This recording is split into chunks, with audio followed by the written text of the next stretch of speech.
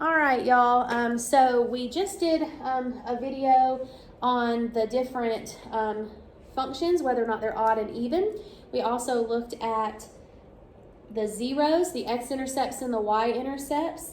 And so now we're going to take a look at domain and range. So I don't know how much you remember from Algebra 1, but the domain is your input values, and that's going to be how far to the left and the right your function goes.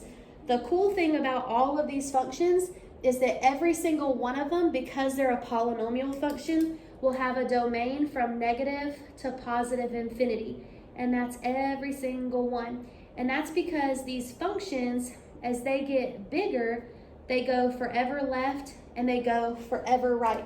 So I don't know how well you can see it on the screen, but all of those, every single one of them, has a domain of negative to positive infinity. So essentially, as the graph goes up, like if I have a parabola, it goes up and it may start out narrow, but as it goes up, it gets wider and wider and wider. If I have a graph that's going in opposite directions, as it's going up and down, it's getting wider, wider, wider, wider. All right, so that's why they go from negative infinity to positive infinity, because it's getting forever bigger, forever smaller, okay? And you always go small to big. So I want to make sure you know that it always has to have the negative first and then the positive. You cannot put positive infinity to negative infinity. All right, so that's the domain. Now the range is your output values. That's how far up and down your graph can go. And again, it always goes small to big. So think about limbo. How low can you go, right? Hold on, they're fixing to make an announcement. Abby Maxey, if you are still in the building, you're needed in the front office. Abigail Maxey, please come to the front office. Sorry. Okay, so you always go small to big. So how low can you go? How high can you go? All right, so if we look at this first one, it's going down. That means it's going down forever, and that's negative infinity. Well, how far up does it go? Positive infinity. So the range for that one is negative to positive infinity. Now, any odd functions, if it's an odd function, it's always going to have a range from negative to positive infinity. And that's because your graph is going in opposite directions. So it's going forever up and it's going forever down. It's opposite directions, so negative to positive infinity. Now, when you have a graph that has, when you have a graph that is only going in one direction, you have to think about, well, is it going up forever? Is it going down forever? So one way is going to be either a negative or positive infinity. But this particular graph, you look at it and you say, okay, well, how low does that graph go? Well, that graph goes to about right here, right? That's how low it goes. So I'm going to estimate -2. And I'm going to give that a bracket, and I'm going to talk to you about that in a second. All right, well then how high does that graph go? Forever up, so that is positive infinity. All right, so let's kind of talk about the bracket thing. All right, so the reason why that got a bracket is because it's an inclusive point. So is there a point at -2? Yes. If it's included, you have a bracket. But infinities, is it ever really going to get to infinity? No.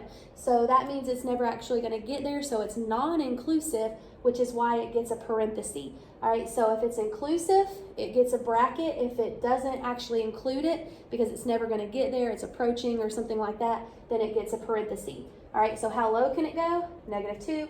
How high can it go? Forever. So that's positive infinity.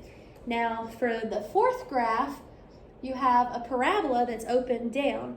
Well, this time it's going down forever. So how low can it go? Negative infinity. But how high can it go? Well, what is this y value right here? +3. Is it inclusive? Yes. So it gets a bracket because there's a point there. For this last picture, it's going up forever, but how low does it go? Well, if I remember correctly, this is -9. So hopefully it is, but I'm not going to recount it. So how low does it go? -9 with a bracket. How high does it go? Up forever. So positive infinity.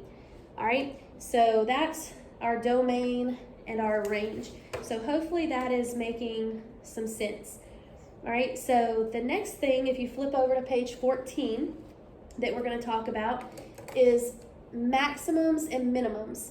All right, well, they are exactly what they sound like. All right, a minimum is how low can your graph go. A maximum, how high can your graph go? But we're going to have something called an absolute minimum and an absolute maximum. And then we also have something called a relative minimum and maximum. All right, so if it's an absolute maximum, that means there is no part of the graph that is higher than that part. That's an absolute maximum, and it works the same way with an absolute minimum. A relative minimum and maximum are where there's like the top or the bottom of a ripple, kind of like the top and bottom of a wave. These would both be relative minimums and maximums because technically the graph goes up forever, but this isn't the highest it goes because it really keeps going up forever, right? But because this is the top of a ripple, that's considered an absolute maximum. And then this is the bottom of a ripple, which is called, I think I said that wrong. It's a relative maximum. I did say that wrong. So that's a relative maximum. Sorry about that. And this is a relative minimum because top of a ripple, bottom of a ripple, but there's other parts of your graph that do go beyond those 2 points. All right, so you would get the ordered pairs for the video. I'm going to kind of condense it down and I'm just going to kind of show you the different parts and what they're called. All right, so if we look at this first picture, then because it goes up and down forever, there is no absolute minimum or maximum. So the top of my ripples, those would both be considered a relative maximum. And then the bottom of my ripples would both be considered a relative minimum. All right, and like I said, you could get the ordered pairs to know exactly where those points are, okay? So if you look at the second graph, again, it's going up and down forever, so we don't have any absolute minimums or maximums, but the top of this ripple is a relative maximum, and the bottom of this ripple is a relative minimum. For the third one, you have a relative maximum here because the graph technically goes up forever, right? So there's something higher than that point. That's why it's called a relative maximum. But is there anything that goes lower than these 2 points right here?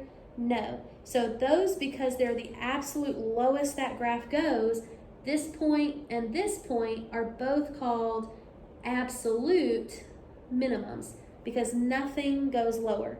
Again, all of these you would be getting an ordered pair. So if I really wanted to do that for this one, this would have a relative maximum at 0.4, and this would have a relative minimum at -1.5, -2, and +1.5, -2. So if that kind of gives you an idea of what I'm talking about with the ordered pairs. All right, the last one has an absolute maximum right here.